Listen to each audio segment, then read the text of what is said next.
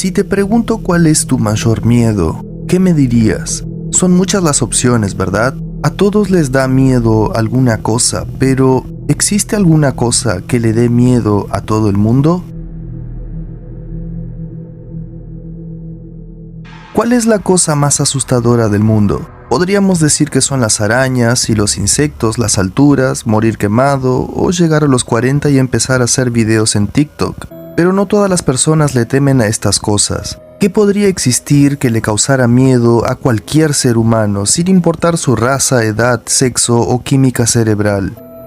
Antes de ir atrás de la cosa más asustadora posible, debemos saber que los miedos también pueden ser aprendidos. En uno de mis videos más recientes hablamos de las terapias de exposición para superar miedos y fobias, pero lo contrario también se puede lograr. Vamos a verlo más de cerca. Aquí tenemos dos imágenes, en la primera un lápiz y en la segunda una pelota. Podría mostrarles una de las imágenes por vez y si decidiera darle una descarga eléctrica cada vez que aparece el lápiz, tu cerebro comenzaría a anticiparse a la imagen y comenzarías a sentirte bastante incómodo. En ese momento comienza a nacer el miedo. Tu cerebro relaciona esa imagen con la desagradable sensación de la descarga eléctrica. Estamos aprendiendo a sentir miedo. Hablando del miedo, ¿qué es el miedo? ¿Qué ocurre en nuestro cerebro cuando sentimos miedo? Como en toda película de terror, no importa hacia dónde estoy yendo, lo único que importa es que tengo el tanque lleno. ¿Qué podría salir mal? Mientras me dirijo al lugar que aún no sabemos, vamos a continuar con la pregunta. Para entender cómo funciona el miedo en nuestro cerebro, tenemos que imaginar esta red como una tela de araña, y la amígdala se encuentra en el centro de esta tela. Todo lo que cae en ella hace con que se active la amígdala. Ante una amenaza se activa el sistema de alarma de nuestro cerebro. Desde la amígdala también se activan otras estructuras. Aquí se activa el procesamiento rápido de los estímulos amenazantes a través de las conexiones con estructuras cerebrales que no podemos activar de forma voluntaria. El tálamo sensorial, el hipotálamo y el sistema nervioso simpático. En ese momento se produce un aumento de la tensión arterial y de la frecuencia cardíaca. Asimismo, la energía almacenada se desvía hacia los músculos a la vez que se inhibe la digestión. Luego se activa esta zona, el procesamiento lento. El peligro alcanza la corteza sensorial y de aquí se dirige a la corteza cingulada prefrontal, donde se analiza de forma racional. Prestamos mejor atención al peligro para buscar una solución inteligente que nos saque de esa situación. La respuesta puede ser pedir ayuda o salir corriendo. El miedo siempre hace con que nos adaptemos al entorno. Cruzar por el paso de peatones en verde en una avenida con mucho tráfico, evitar calles oscuras con poca gente, ir al médico cuando nos sentimos enfermos, son muchas las situaciones de la vida cotidiana que hemos adoptado con normalidad gracias al miedo. Pero, ¿qué hay de las personas que disfrutan el peligro? ¿Qué pasa con esas personas que arriesgan su vida en hobbies y deportes? Al final de este mini documental, que lo voy a llamar de documentarcio, vamos a llegar a la cosa más aterradora del mundo. Los antiguos humanos que sobrevivieron y fueron lo suficientemente hábiles para reproducirse se transformaron en nuestros ancestros. Ellos llenaron el planeta con organismos como nosotros, seres que por instinto evitan sensaciones de peligro. Cosas como el dolor, enfermarse, asfixia, la necesidad de respirar. Nadie nos tiene que enseñar que esas cosas no se sienten bien. Incluso un bebé lo sabría. Eso las convierte en aversiones innatas. El miedo es el anticipador de estas aversiones innatas. Teniendo en cuenta el experimento anterior con las dos imágenes, la del lápiz y la pelota, y nos imaginamos estas sensaciones como moscas que vuelan y en el centro de la tela está nuestra amígdala araña, todo lo que cae en esa tela del miedo son las aversiones innatas. Y como una mosca que queda atrapada, la amígdala rápidamente percibe su presencia. Lo que hace es asociar la experiencia con las aversiones innatas. En el caso de una descarga eléctrica, la aversión innata fue el dolor. Pero probablemente el dolor no es la cosa más asustadora del mundo. Algunas personas tienen alta tolerancia al dolor y otras lo disfrutan. Para encontrar la cosa más aterradora posible, tenemos que meternos en lugares realmente oscuros de esta tela del miedo, porque todas nuestras aversiones innatas están directamente conectadas a la muerte, y evitarla, sobrevivir, es para eso que sirve el miedo. Entonces, ya que la muerte está en el centro de esta tela, ¿Es la muerte la cosa más aterradora que existe? Bueno, existen personas que arriesgan sus vidas todos los días para salvarla de alguien más. Existen personas tan viejas que dicen estar prontas para morir. Y por supuesto tenemos a las personas que infelizmente cometen suicidio. Personas que le temían a algo más que la muerte. Entonces puede que la muerte no sea lo que estamos buscando. La cosa más aterradora del mundo aún está por ahí. Algo que le provoca miedo hasta en las personas que quieren morir.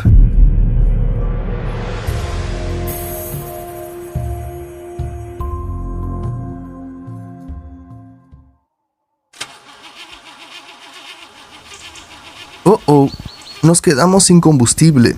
Me parece que tendré que caminar por ese bosque sospechoso en vez de volver por el camino que vine hasta aquí. Por suerte, esto es solo un video. Estoy seguro y mi mente racional lo sabe, y lo usará para inhibir las respuestas del miedo de mi amígdala.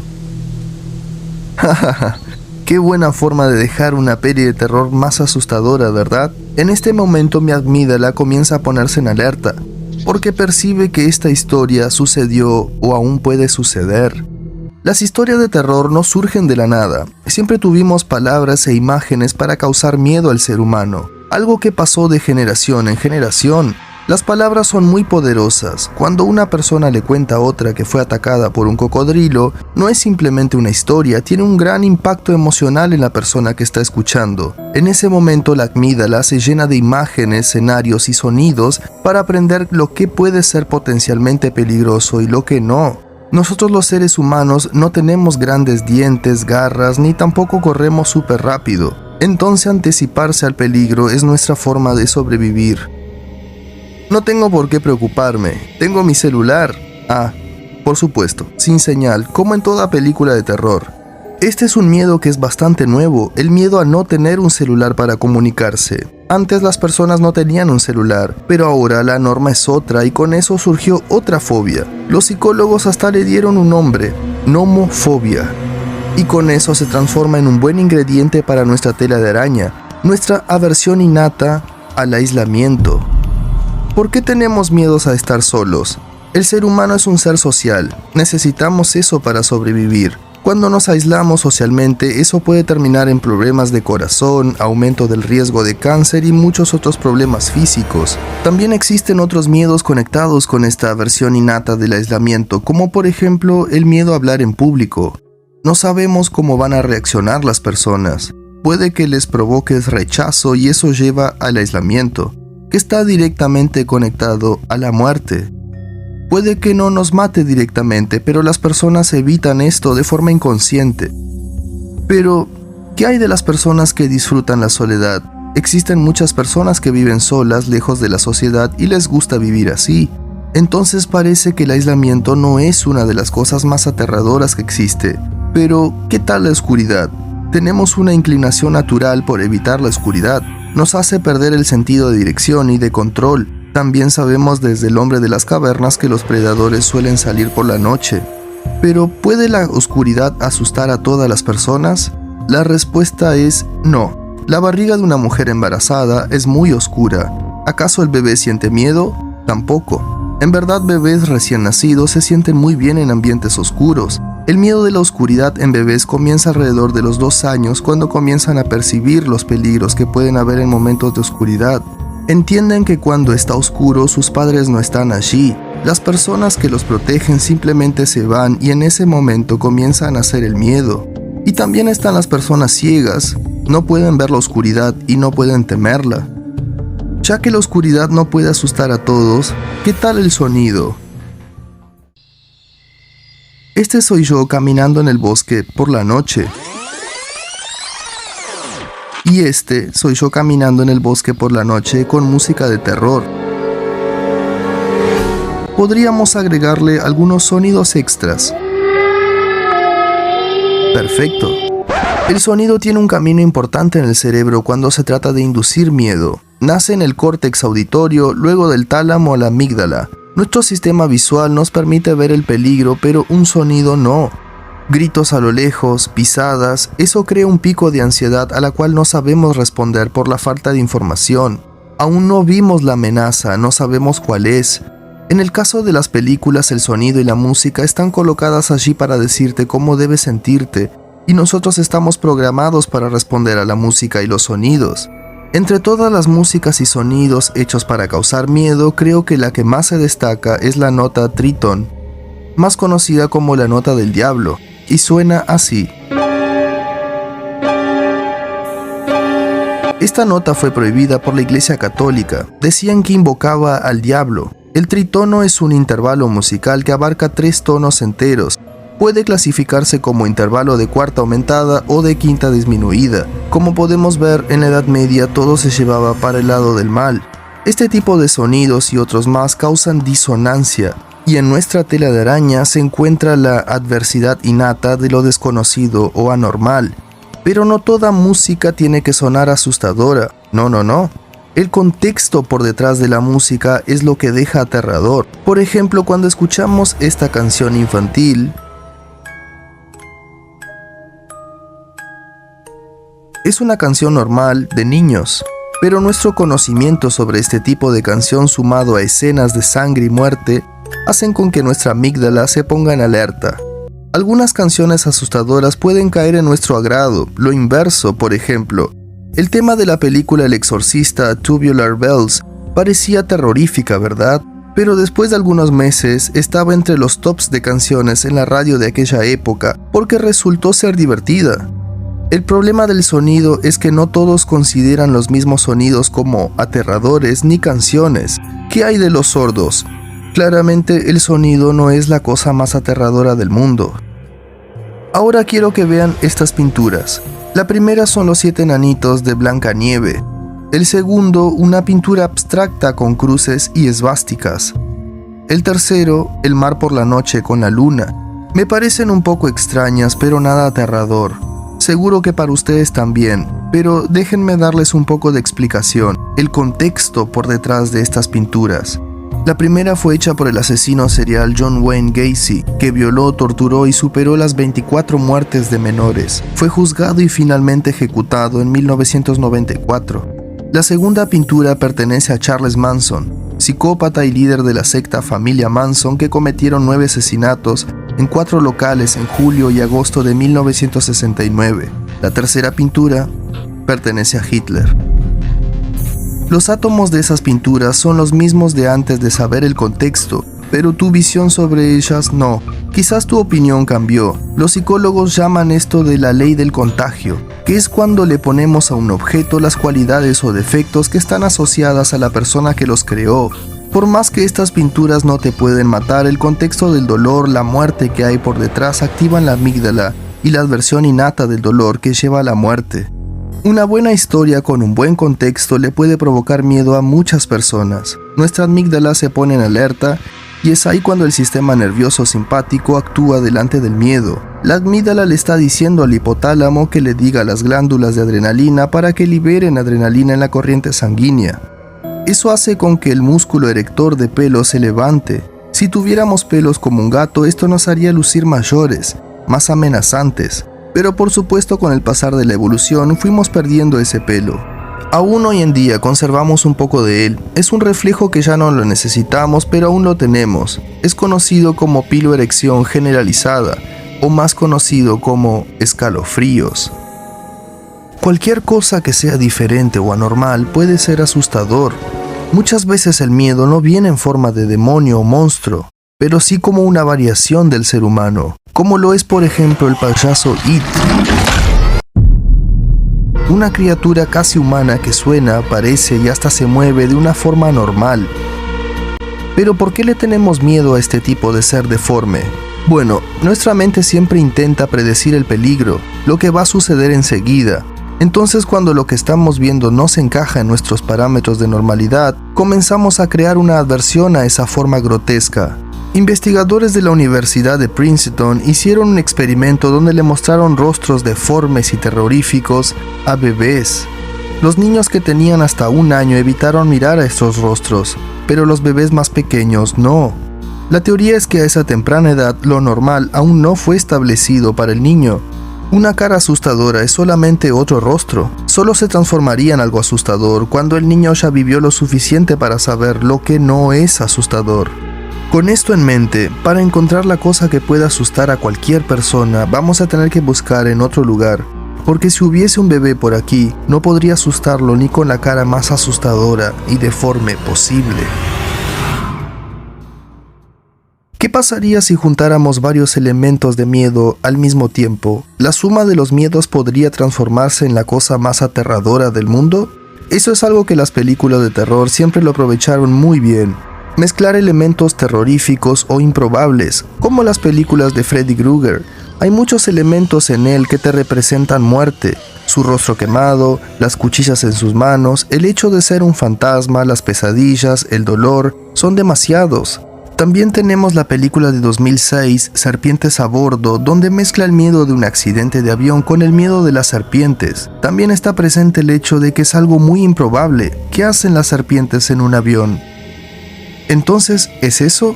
Si mezclamos elementos, ¿conseguiremos la cosa más aterradora del mundo? Música de terror, sonidos asustadores, una criatura casi humana, indicadores de peligro y muerte, contexto, oscuridad y aislamiento. ¿Es eso? ¿Esa es la cosa más asustadora del mundo? No, mi querido Marcio.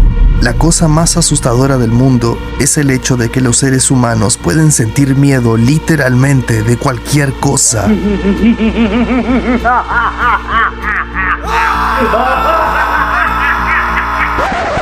Ok.